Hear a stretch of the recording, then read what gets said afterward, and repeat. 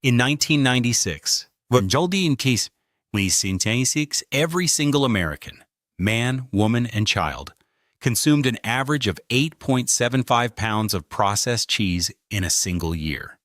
Every one of them. That number did not come from a fringe corner of the food industry. It came from the United States Department of Agriculture.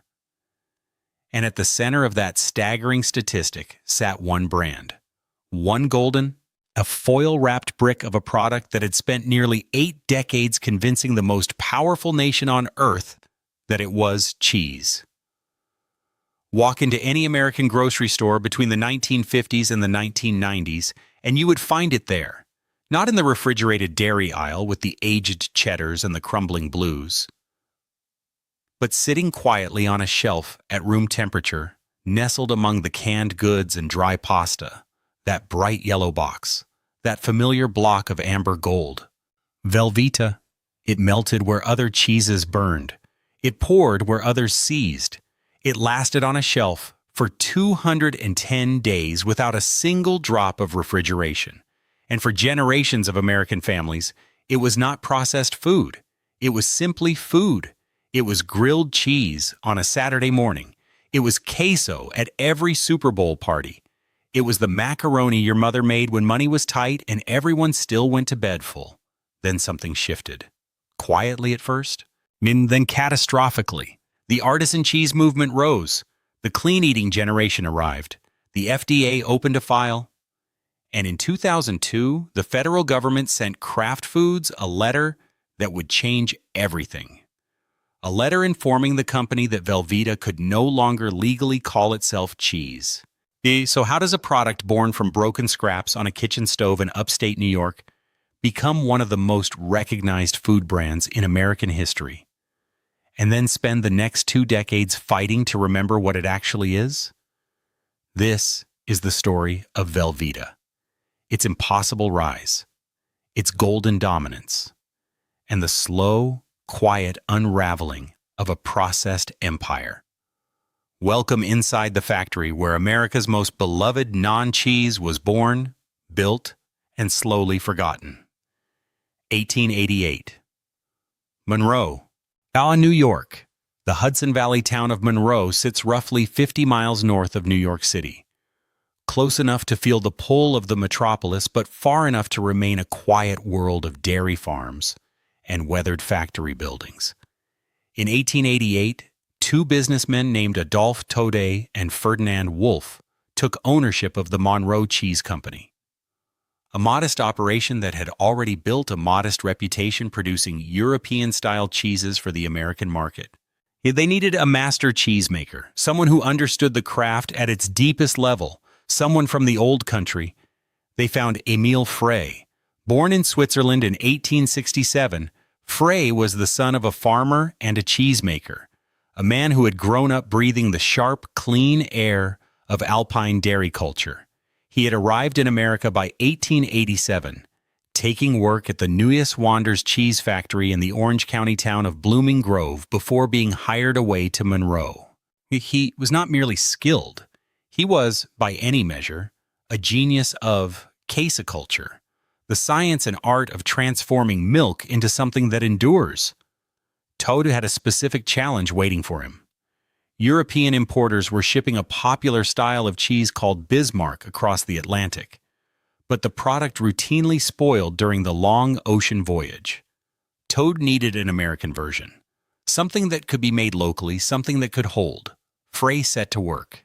Yet he spent 2 full years experimenting before arriving at something unexpected. Not Bismarck at all, but a soft, spreadable, deeply fragrant cheese that he named Liederkranz, after a famous New York City singing society whose members had included Theodore Roosevelt. The product became an immediate sensation. By May of 1915, the Monroe Gazette reported that the factory was shipping more than 1,000 boxes of Liederkranz, roughly 2.5 tons, in a single 2-day period. But success has a way of concealing rot. Despite Frey's creative genius, and despite Liederkranz's popularity, the Monroe Cheese Company fell into financial ruin. In 1891, the Goshen Savings Bank foreclosed on the property. The operation was purchased by a New York City wholesale grocer named Jacob Weissel, who saw in the struggling factory something worth salvaging. Weissel was practical where others were sentimental. He saw waste. He saw opportunity. He had no idea he was looking at the birth of an American empire. The question now was what to do with all the broken cheese. 1916, Monroe, New York. Jacob Weissel expanded the Monroe Cheese Company's ambitions by opening a second facility, a factory in Covington, Pennsylvania, built primarily to manufacture Swiss cheese. Swiss production meant large wheels. Large wheels meant imperfect ones. In any industrial cheese operation, a percentage of the product will crack during pressing, warp during aging, or arrive misshapen from the molds. These broken wheels could not be sold. They could not be displayed. They could not be passed off as anything other than waste. And waste cost money. Weissel was not a man who tolerated waste. He had the broken pieces loaded and shipped north, back to Monroe, with a direct instruction to Emil Frey. Figure out something to do with them. Frey took the problem home. Literally. He gathered the broken Swiss fragments. He carried them to his house on the outskirts of Monroe and began working at his kitchen stove. This was not casual experimentation. Frey had already spent years studying the emerging science of processed cheese, particularly the work of two Swiss researchers, Fritz Settler and Walter Gerber, who had discovered that adding sodium citrate to heated cheese caused the milk proteins to become soluble and resistant to separation. This was the chemistry that made fondue possible. And it was also the chemistry that would make Velveeta inevitable. Frey worked for 2 years. He melted the broken Swiss pieces, introduced cheese byproducts, particularly whey, the liquid released from milk curds during the cheesemaking process, and experimented with emulsifying agents that would allow fat and water to coexist in stable, silky suspension. One evening in 1918, something worked. The mixture held. It did not separate, it did not seize, it cooled into a smooth, pliable, a golden block that when reheated melted with the consistency of cream. He named it Velveeta. The name was intentional. It was meant to evoke velvet, the texture of the product, the luxurious smoothness that no natural cheese could replicate under heat. Frey patented key elements of the process. He had not merely recycled broken cheese. He had invented an entirely new category of food. But here's the thing.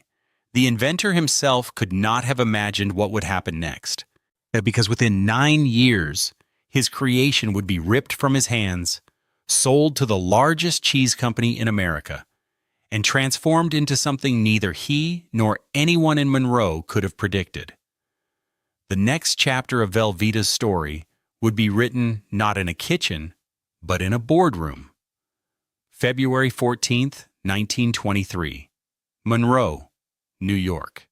On Valentine's Day of 1923, Emil Frey signed the papers that formally incorporated the Velveeta Cheese Company as an independent business, separate from the Monroe Cheese Company that had housed it for years.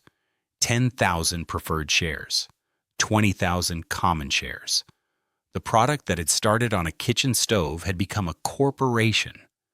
By 1925, the Velveeta Cheese Company was advertising 2 distinct varieties, a Swiss-style Velveeta and an American style, in newspapers and trade publications reaching hotels, restaurants, and retailers across the country. General Manager Max O. Schaefer, a forceful and ambitious executive, had extended the brand's reach to practically every major hotel and restaurant in America, and even to buyers in some European countries. For a product invented just a few years earlier in a small New York factory, this was an extraordinary pace of expansion. Then the cracks appeared, not in the cheese, in the company around it. Max O. Schaefer died in October of 1925, killed in an automobile accident at the height of his powers. His death dealt a destabilizing blow to Monroe Cheese's leadership. At a moment when the company could least afford instability, the Monroe Cheese Company itself was already struggling with the rising cost of milk in New York State. Dairy prices in the Hudson Valley could not compete with the cheaper, more abundant milk supplies available in the Midwest. By 1926, the Monroe Cheese Company had shuttered both its factories and relocated its operations to Ohio. Velveeta, now a separate corporation, remained in Monroe, but only briefly. In 1927, Kraft Foods Incorporated purchased the Velveeta Cheese Company. The price of the transaction has not been precisely documented in the public record, but the strategic value was unmistakable. James L. Kraft, who had built his company on the concept of spoil-resistant processed cheese sold to the American military during World War I, recognized immediately what Velveeta represented. It was not merely a product. It was a formula, a system, a chemistry of convenience that could be marketed to an entire nation. Emil Frey himself did not vanish. He stayed on in the industry, and eventually working for Borden, which had separately absorbed the Monroe Cheese Company in 1929, serving as its general manager until his retirement in 1938. He died on January 11, 1951, at 83 years old. By then, the empire he had created was already a national institution. He never quite got the credit he deserved. 1929, Chicago, Illinois. Within 2 years of acquiring Velveeta, Kraft was already celebrating. A trade advertisement placed in 1929 that's aimed at retail buyers made no attempt at understatement. It read, "Never in the history of our business have we offered the trade a cheese product that has made such an immediate success as Velveeta. It seems to be a perfect product. Not good, not promising, perfect." This was the language of conquest, and Kraft meant it. The marketing campaign Kraft constructed around Velveeta in the late 1920s and throughout the 1930s was built on a single, audacious claim that Velveeta was not merely food, but health food. Kraft commissioned a formal research study at Rutgers University to confirm the nutritional value of Velveeta, particularly the contribution of whey, which contains carbohydrates and trace minerals. The study produced findings favorable to the product. Then, in 1931, the American Medical Association, the most powerful medical body in the United States, awarded Velveeta its official seal of approval. The AMA certified that Velveeta contained all the nutritional qualities necessary, in their language, to build what they called firm flesh. It was the 1930s. Doctors were also endorsing cigarettes. But the AMA seal was real, and Kraft deployed it with tremendous force. Velveeta's marketing in the 1930s targeted women, and not just as shoppers, but as caretakers, as mothers who wanted the best for their children, as wives managing household budgets through the grinding years of the Great Depression. Advertising positioned Velveeta as both economical and scientifically superior. It spread like butter. It melted without effort. It cost a fraction of imported European cheese. And it had a stamp from America's doctors. A consumer research conducted during the 1930s revealed that roughly 2/3 of American consumers preferred processed cheese over natural cheese. 2/3. In a decade when the country was broke, frightened, and exhausted, Velveeta offered consistency, comfort, and an affordable illusion of nutrition. By the end of the decade, the brand had reached across the Atlantic. Kraft introduced Velveeta to the United Kingdom and Germany, marketed as Velveeta. In the 1930s and 40s, it spread into Canada. It landed on military supply manifests. But here's the thing. The product that carried the AMA's seal of approval in 1931 had very little in common with what would carry the Velveeta name by the end of the century. The recipe was already beginning to change, quietly, gradually, and irreversibly. Yes, if you're finding this story fascinating, please hit that like button and subscribe to the channel. It really helps us continue bringing you these deep dives into history. There is so much more of this story still to come, and it gets darker before it gets better. 1942, the United States. The Second World War remade American eating habits in ways that would echo for decades. Rationing meant that beef, butter, and sugar were luxuries measured in government coupons. The families learned to stretch their meals, to substitute, to economize without complaint. The kitchen became a battlefield of its own, and the woman standing at the stove needed allies. Velveeta positioned itself as one. A Kraft advertisement from 1942 offered a recipe for something called Velveeta pudding with Spanish sauce, describing it as a hearty main dish that saves you ration points. This was not just marketing, it was a survival proposition. Velveeta required no ration points. It was shelf-stable, which meant no refrigeration and no spoilage. It stretched across multiple meals. A single block could become a sauce, a filling, a spread, a garnish. During years when families were counting every ounce of protein that crossed their doorstep, Velveeta was practical in a way that real cheese simply was not. Yet the war accelerated something that was already underway: the domestication of processed food as a symbol of modern American efficiency. Canned goods, dehydrated vegetables, powdered eggs. These were wartime necessities that became peacetime habits. By the time the soldiers returned in 1945, and the suburbs began to spread across the American landscape like a slow golden flood, processed food was no longer an emergency measure. It was a lifestyle. But Velveeta benefited enormously from this shift. The post-war suburban homemaker,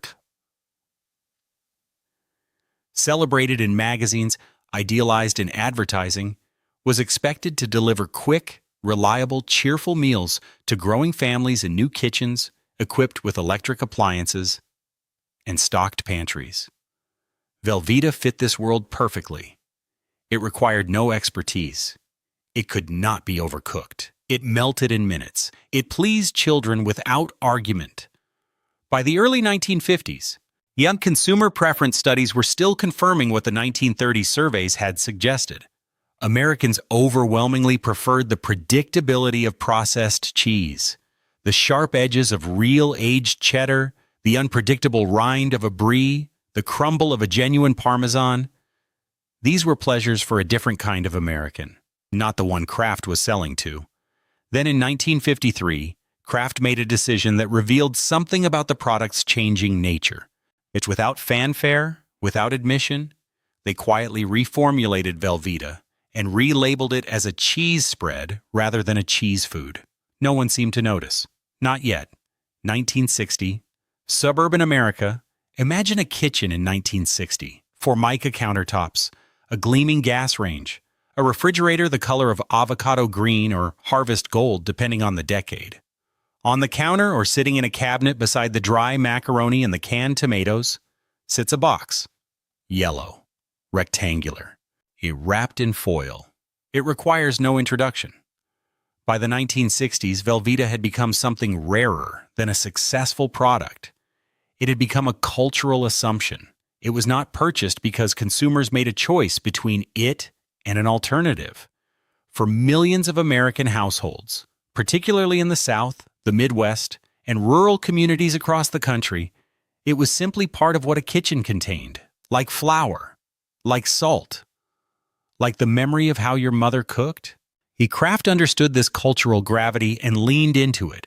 Advertising through the 60s continued to target mothers, but the tone shifted from wartime practicality toward post-war abundance. The message was no longer about rationing and efficiency. Now it was about joy, about the reward of cooking something your family would love, effortlessly, every single time. Velveeta was sold as emotional insurance, the guarantee that dinner would be good, that the children would eat without complaint, that the evening would be peaceful. This era also saw the beginning of what would become Velveeta's most enduring cultural ritual, the queso dip. Though the recipe existed informally for years, The combination of Velveeta and canned tomatoes with chilies, eventually sold under the Rotel brand, became a staple of American social gatherings, tailgate parties, church potlucks, and holiday spreads. In 2002, Kraft and Conagra would formally begin placing Rotel and Velveeta side by side in stores to capitalize on this already existing tradition. Meanwhile, in 1953, Kraft had introduced Kraft Deluxe Slices, pre-sliced processed cheese that competed awkwardly with Velveeta's block format. Rather than abandon Velveeta to cannibalization, Kraft rebranded the block product as the ideal melting cheese for dips, sauces, and pasta, steering it away from the sliced sandwich market and toward a new identity as a cooking ingredient. It was a masterstroke of product positioning. Velveeta was no longer competing with sliced cheese. It was competing with nothing. It occupied a category entirely of its own invention. In the 1970s, that dominance would reach a new plateau. The world was about to come calling. 1976, New York City. In 1976, the New York Times ran a feature article that described Velveeta as a worldwide favorite, not an American staple, not a regional phenomenon, a worldwide favorite. The piece noted that Kraft's total foreign sales had grown by 12% between 1974 and 1975, with Velveeta contributing meaningfully to that expansion. The brand was selling across the United States, Canada, Germany, the United Kingdom, Panama, Hong Kong, the Philippines, and South Korea. Now, this was a remarkable moment for a product that had been born from broken cheese scraps in a small New York factory just over 5 decades earlier. In 1978, Kraft extended the Velveeta line with a product that would become a category-defining entry in its own right, Velveeta shells and cheese. The product was notable for a specific reason. It was the first item in Kraft's entire portfolio to enter what the company described as the shelf-stable market. Yes, this meant it was a pasta and sauce meal that could be stored at room temperature indefinitely without refrigeration and prepared in minutes on a stovetop. In an era when convenience food was an arms race, Velveeta shells and cheese represented a breakthrough in the category. Meanwhile, in the 1980s, the Velveeta television campaign deployed a jingle that would lodge itself into an entire generation's memory. Colby, Swiss, and cheddar blended all together, the ad acknowledged. He even celebrated the fact that Velveeta was made from a blend of real cheeses, because at this point in the product's history, it still was. Cheddar, Colby, and Swiss cheese appeared in the ingredient list. The emulsifiers were present too, but so was the dairy. By 1988, Philip Morris Companies had acquired Kraft for $12.9 billion, merging it with General Foods to create Kraft General Foods. In 1995, the company was renamed Kraft Foods. Yes, these corporate upheavals had little visible effect on Velveeta's presence in American refrigerators and pantries. The brand was too entrenched, too culturally embedded to be disturbed by boardroom reshuffling. By 1996, the United States Department of Agriculture recorded per capita processed cheese consumption at its all-time peak. 8.75 pounds per American per year. 8.75 pounds for every person in the country. That was Velveeta's summit. But the descent, when it began, would be swift and unforgiving. 1990s, American grocery stores. Here is something that almost no one noticed in real time. The Velveeta being sold in the 1990s was not the Velveeta of the 1980s, which was not the Velveeta of the 1960s, which bore only passing resemblance to the Velveeta that Emil Frey had invented on his kitchen stove in 1918. The reformulations had been gradual, incremental, and largely invisible to consumers. In the 1950s, Velveeta's primary ingredient was American cheese, 2 or more cheeses blended with an emulsifier, a definition still recognized by the FDA as a legitimate cheese product. In the 1970s and 80s, The formula shifted to a blend of Swiss and American cheese. Then in the 1990s, Swiss cheese was quietly removed from the recipe and replaced by a combination of cheddar and Colby Jack. Simultaneously, the ingredient list grew longer, preservatives arrived, stabilizers multiplied, artificial coloring was refined and intensified. The product was becoming more engineered and less dairy. At some point in the late 90s, Kraft removed genuine cheese from the primary ingredient position altogether. Skim milk, full-fat milk, canola oil, and milk protein concentrate took its place. Yet, the cheese culture listed in the ingredients was present in quantities too small to determine the character of the product. What remained was something smooth, orange, and perfectly functional, an optimized melting compound that bore the weight of nostalgia without carrying much of the original substance. And yet, for most American consumers, it tasted the same, or close enough to the same. Memory is a powerful flavor enhancer. When you grow up eating something, your palate is calibrated to that thing, and small changes made over years go undetected. The brand was still yellow. The box was still rectangular. The foil was still there. Nothing seemed wrong. But the FDA was paying attention.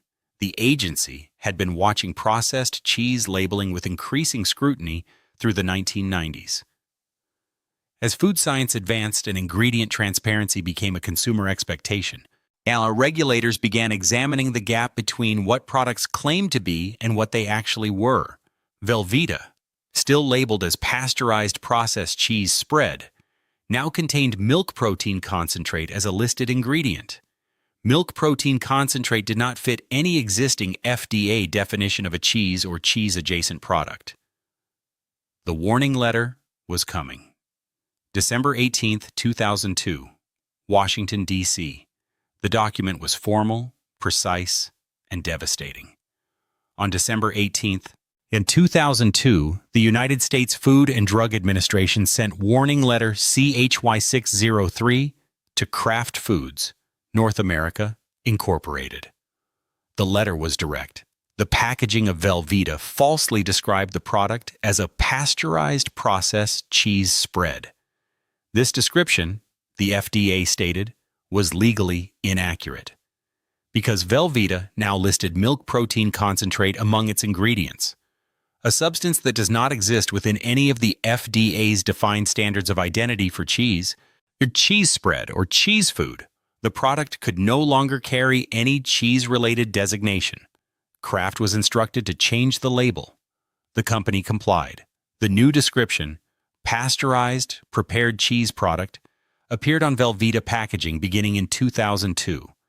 It was a label that the FDA itself acknowledged had no formal standard of identity. In other words, pasteurized, prepared cheese product was not a defined regulatory category. It was not a recognized classification within federal food law. It was, essentially, a marketing phrase that the government lacked the vocabulary to contradict. But the damage had already been done. Not in the regulatory sense. Velveeta continued to sell, continued to sit on grocery shelves, continued to be purchased by millions of families. But culturally, something had shifted. From the product that had once held an American Medical Association seal of approval, that had been marketed to mothers as a health food, to soldiers as wartime nourishment, to children as the cheese that makes you strong, had just been formally informed by the United States government that it could not call itself cheese. It was a small letter, 4 paragraphs, but it set in motion a reckoning that would take 20 years to fully play out, because simultaneously, something else was happening in American food culture. Something that the executives at Kraft could not have anticipated and could not have controlled. The artisan cheese movement was beginning to take hold. Small producers in Vermont, California, and Wisconsin were attracting food writers, celebrity chefs, and urban consumers who wanted to know where their food came from. Farmers markets began stocking raw milk cheddars, cave-aged blues, and hand-formed chèvres. If food television was elevating culinary consciousness, A new generation of consumers was asking questions that no previous generation had thought to ask. And the first question they asked about Velveeta was, what exactly is this? We're halfway through this incredible story. If you're enjoying it, don't forget to like and subscribe. Your support means everything. What comes next is the most dramatic chapter, the slow collapse of an empire that once fed an entire nation.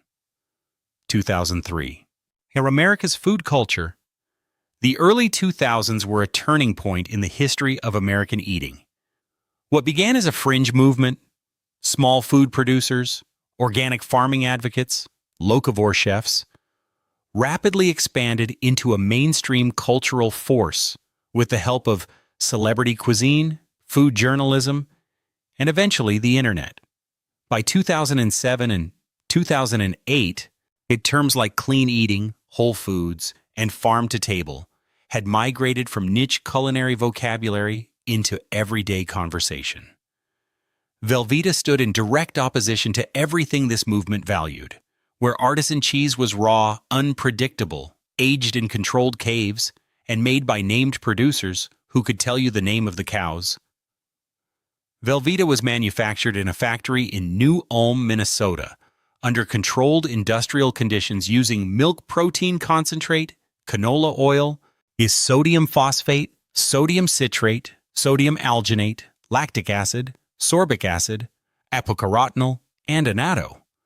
Where the artisan cheese movement prized complexity, variation, and biological authenticity, Velveeta prized consistency, shelf stability, and universal accessibility. These were not competing values. They were incompatible worldviews. Processed cheese consumption in the United States, which had peaked at 8.75 pounds per person in 1996, it began a slow but consistent decline after that year. Consumer preferences were shifting toward natural cheese varieties. Sales data from the USDA tracked the trend clearly. As processed cheese fell, natural cheese rose. Between the late 1990s and the early 2010s, the artisan cheese industry in the United States expanded at a significant pace, with specialty cheese sales growing steadily as supermarkets expanded their cheese departments and food culture continued to elevate the category. Velveeta's annual sales remained substantial. The brand generated over $1 billion in revenue through the mid-2010s, but the trajectory was downward. In 2018, Velveeta sales fell approximately 4.5% compared to the prior year to approximately $1.1 billion. Yes, in 2019, they fell again, by approximately 2.4%. Kraft knew the numbers. Kraft could read a trend line. The question was what to do about it. Competing with artisan cheese on its own terms was impossible. Velveeta could not become something it was not. It could not acquire a pastoral origin story. It could not rename its factory in New Ulm, a small creamery. It could not manufacture authenticity, so it tried something else entirely. Something unusual. Something that nobody predicted. January 2014, American supermarkets. In January of 2014, just weeks before Super Bowl Sunday, the single largest consumption event for queso dip in the American calendar, Kraft announced that Velveeta was in short supply. Shelves across the country were running low. Certain states were experiencing outages. The product that had sat quietly on grocery shelves for nearly a century was suddenly, without warning, scarce. Yet the internet named it Cheesepocalypse. The reaction was outsized, frenzied, and revealing. On social media platforms, consumers expressed what could only be described as genuine despair. Not because they were facing a nutritional crisis, but because a deeply embedded childhood ritual was under threat. "If this is true, I'm going to die," wrote one fan on Twitter. Parody websites appeared. Cheesepocalypse.org went live, tracking the social media conversation geographically. News organizations that covered financial markets and geopolitical crises found space in their January coverage for Velveeta supply chain reports. Whatever the actual cause of the shortage, Kraft offered limited explanation. The cultural response revealed something profound, that Velveeta's hold on American consumers was not primarily rational. It was emotional. It was nostalgic. It was the accumulated memory of every bowl of queso, every grilled cheese, every block unwrapped on a winter afternoon. The brand was not loved because it was superior. It was loved because it was familiar in a way that went bone deep. Kraft saw in this moment something it had not seen in years: opportunity. By 2020, the global pandemic had arrived. Restaurants shuttered, home cooking surged, stressed. Homebound families retreating into comfort and familiarity rediscovered pantry staples across the board, and Velveeta was among the most dramatic beneficiaries. In 2020, Velveeta sales surged by nearly 24%. 1 year, nearly one-quarter growth for a brand that had been losing ground for years. It was an astonishing reversal. Kraft, now operating as Kraft Heinz, the company had merged with H.J. Heinz in a $62.6 billion deal in 2015. Recognized the window. The brand needed a new identity, not a subtle repositioning, a radical reinvention. In 2021, Velveeta launched a campaign called La Dolce Velveeta. It began selling cheese-scented nail polish. Then a Velveeta Martini, the Veltini, made with cheese-infused vodka, served at upscale restaurants in New York City, Washington, D.C., and Charlotte. Yet this was not the behavior of a brand at the height of its power. This was the behavior of a brand fighting for its life. 2022, New Ulm, Minnesota.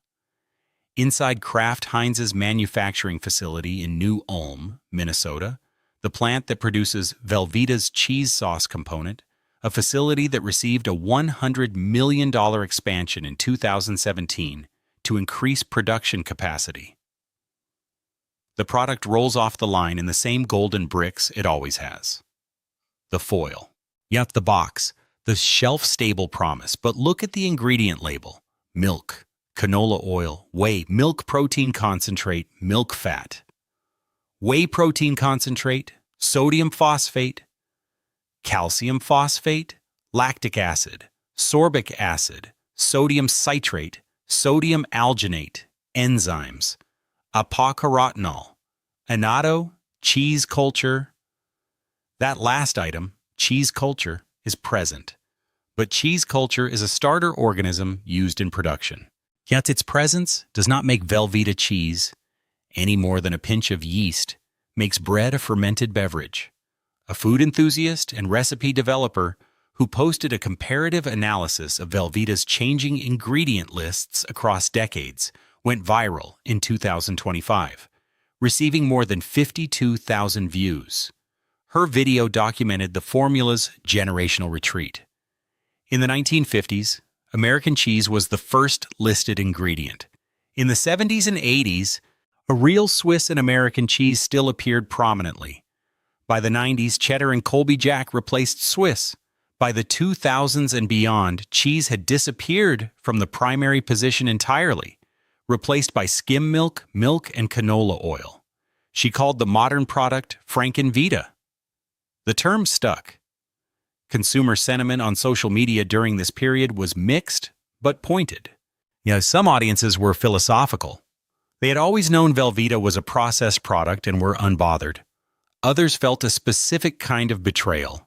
The brand had been presented to them for decades as a cheese, had carried an AMA seal of approval, had been endorsed by nutritionists, had been advertised on the authority of science and medicine, and was now, by the federal government's own accounting, not even legally a cheese spread. Kraft Heinz, for its part, had expanded the Velveeta product line significantly. Velveeta shells and cheese in multiple flavors, cheesy bowls, skillet dinner kits, slices, shredded formats, sauce packets. The strategy was product proliferation. If the core block was losing cultural authority, the brand name could still generate revenue across dozens of adjacent products. It was a strategy, but it was not a recovery. Something more fundamental had gone wrong. Okay? And the question of what had changed and whether it could be undone was one that no amount of nail polish or martinis could answer. 2024, American supermarkets. The story of Velveeta does not end in a single dramatic collapse. There is no bankruptcy filing, no shuttered plant with weeds growing through the loading dock, no final year of operations and a small announcement in a trade journal. Velveeta is still here. It still sells in the United States, Canada, Panama, in Hong Kong, the Philippines, and South Korea. It still generates hundreds of millions of dollars in annual revenue as part of the Kraft Heinz portfolio, a conglomerate that reported over $26 billion in total annual sales as of 2020. But the empire, at some point, became a ghost of itself. In 2025, Kraft Heinz announced a $3 billion investment to upgrade its American manufacturing facilities, including the new Ulm plant where Velveeta's cheese sauce is produced. The company also unveiled plans in September of 2025 to split into two independent, publicly traded companies, signaling a structural reckoning with a portfolio that had grown unwieldy under the weight of legacy brands that no longer carried the cultural authority they once commanded. Meanwhile, yet on social media, the conversation about Velveeta had become a cultural artifact of a different kind. TikTok food creators debated whether the product had changed. Nostalgia accounts posted vintage 1960s advertisements showing Velveeta paired with fruit for weight loss. Former fans lamented the formula shifts. New fans, many of them Gen Z consumers drawn to ugly, delicious food culture, discovered Velveeta queso as an ironic pleasure, a deliberate embrace of the processed and the impure. The brand's new marketing, La Dolce Velveeta, cheese-scented nail polish, Veltini martinis, was aimed squarely at this new audience. Not the mother feeding her family in 1958. Not the suburban hostess making queso for the neighborhood potluck in 1974. A younger consumer for whom Velveeta was not nostalgia, but novelty. Not a memory to be honored, but a cultural meme to be enjoyed. Whether this repositioning constitutes a genuine second life or a prolonged last act remains genuinely unclear. But here is what is certain. The product that once convinced 2/3 of all Americans to prefer it over real cheese, that carried an AMA seal, that survived the Great Depression and World War II and the clean eating revolution, had been formally stripped of its right to call itself cheese. Emil Frey, working alone on a kitchen stove in Monroe, New York, in 1916 and 1917, could not have seen this coming. Nobody could. Return to Monroe, New York. It is 1989. The Monroe Historical Society has gathered at the site of the old Monroe Cheese Company factory on Mill Pond Parkway to honor the men and the product that were born there a century before. Among those in attendance is Robert Frey, the son of Emil Frey, who unveils a marker commemorating his father's contributions to American food history. If you visit Monroe today, the factory is gone. The marker remains. The story of Velveeta is not a simple one, and the lessons it carries are not simple either, but they are legible for those willing to look. The first lesson is this: innovation without ownership is fragile. Emil Frey invented Velveeta from nothing, from broken scraps, and 2 years of patient experiment on a kitchen stove. He named it. He patented parts of it. And then, 9 years after its creation, it was purchased. It removed from its birthplace and transformed by a larger company into something he had not designed. The inventor's name appeared occasionally in marketing materials. His control over the creation did not. For a century, the lesson repeats: the person who invents something is not always the person who profits from it. And profit without stewardship often erodes the very thing that made the original invention remarkable. The second lesson is this: authenticity cannot be manufactured indefinitely. Velveeta's century-long identity rested on a claim that was quietly, incrementally, and then formally demolished. It was not called cheese because of deception alone. The product genuinely began as cheese or close to it, but the slow substitution of real dairy with industrial compounds, while maintaining the language and iconography of a cheese product, created a gap between what Velveeta said it was and what it actually contained. When that gap became too large for the FDA to ignore, the legal reckoning arrived. And when it arrived, no amount of AMA seals, no volume of wartime recipes, no decades of cultural embedding could restore what had been quietly given away. The third lesson is this: a brand is not a product. It is a promise. The promise Velveeta made to post-war American families was not chemical, it was emotional. It promised warmth, ease, reliability, and the comfort of a meal that would always succeed. That promise held for decades. But promises built on a shifting foundation eventually fracture. When the foundation shifted, from real cheese to milk protein concentrate, from health food to prepared cheese product, the promise could no longer be kept with the same conviction. Here, in its entirety, is the Velveeta story in numbers. Born in 1918, incorporated in 1923, acquired by Kraft in 1927, AMA approved in 1931, reformulated in 1953, stripped of its cheese label in 2002, peak consumption in 1996 at 8.75 pounds per American, sales falling 4.5% in 2018, a pandemic surge of nearly 24% in 2020, and a parent company restructuring in 2025. 107 years. One kitchen stove, one immigrant cheesemaker, and a block of golden something that still sits on grocery shelves across 6 countries. What remains is not exactly cheese, but whatever it is, it endures. And perhaps that, in the end, is a kind of answer. The question is only whether America will keep believing the box.